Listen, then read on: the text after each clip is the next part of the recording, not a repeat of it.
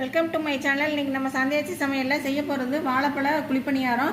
அதுக்கு வாழைப்பழம் எடுத்து நல்லா மசிச்சு வச்சுருக்கேன். அப்புறம் வெள்ளைப்பாகு எடுத்து வடிகட்டி ஆற வச்சு வச்சுருக்கேன். அப்புறம் கோதுமை மாவு தேவையான அளவு எடுத்துக்கோங்க. எண்ணெய் நெய் தேவையான அளவு, அப்புறம் உப்பு ஒரு பிஞ்சு, ஏலக்காய் ஒரு பிஞ்சு. வாங்க இப்போ வீடியோக்குள்ளே போகலாம்.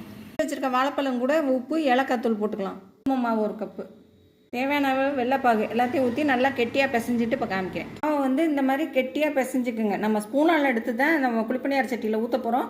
அது மாதிரி இந்த மாதிரி இதுவாக எடுத்துக்கோங்க, கெட்டியாக எடுத்துக்கோங்க. இந்த மாதிரி கட்டி இல்லாமல் நல்லா பிசைஞ்சு எடுத்துக்கோங்க. அப்புறம் என்னோடய சேனல் எல்லோரும் லைக் பண்ணுங்கள், ஷேர் பண்ணுங்கள், மெயினாக சப்ஸ்கிரைப் பண்ணுங்கள். இப்போ கமெண்ட்ஸில் மெயினாக சொல்லுங்கள் இதை எப்படி ஊற்றுறதுன்னு பார்க்கலாம். தீயை சிம்மில் வச்சுக்கிட்டு இந்த மாதிரி ஒவ்வொரு குழியிலையும் வெந்ததுக்கப்புறம் திருப்பி போட்டு காமிக்கிறேன்.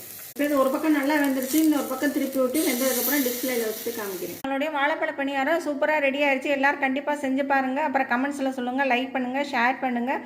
அப்புறம் சப்ஸ்கிரைப் பண்ணாதவங்க சப்ஸ்கிரைப் பண்ணுங்கள். தேங்க்